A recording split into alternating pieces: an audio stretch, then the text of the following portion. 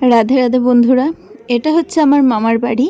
আর এই জায়গায় প্যান্ডেল হতে আমি বহুবার দেখেছি আমার ছোটবেলা থেকে, কিন্তু এই সাদা কালারের প্যান্ডেল এই প্রথমবার হলো আমার মামার বাড়িতে, যেটা আমার চোখে দেখা।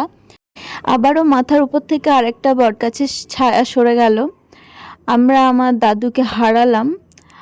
আর দাদুর আজকে ঘাট কাজ, তার জন্য এখানে সব আয়োজন করা হচ্ছে। তো জীবনটা এক প্রকার ধাক্কা খেতে খেতেই কেটে যাচ্ছে। যতবার ভালোভাবে উঠে দাঁড়াচ্ছি ততবার আবার মুখ থুবড়ে পড়ছি। আর এটা হবারই, এটা এখানে তো কেউ সারা জীবন থাকার জন্য আসেনি।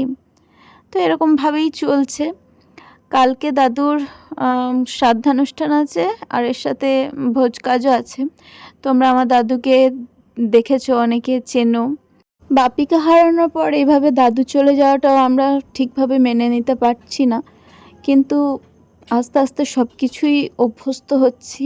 আর এই যে আমার দাদুর গাছের কাঁঠাল, আলু, যেগুলো সারা জীবন দাদু খুব যত্ন করে চাষ করে এসছে। আর দাদু স্ট্রোক হয়েছিল, আর এখানে এই যে আলুগুলো দেখতে পাচ্ছ, এই আলু দিয়েই দাদুর কালকে ভোজের কাজ হবে। তো নিজের ভোজে যা যা লাগে সেগুলো সব নিজেই জোগাড় করে গেছেন। আর এটা হচ্ছে আমার দাদু, যাকে আমি চিরদিনের মতো হারালাম। দাদু, তুমি যেখানেই থেকো ভালো থেকো, কৃষ্ণের চরণে আশ্রয় নিও। রাধে রাধে।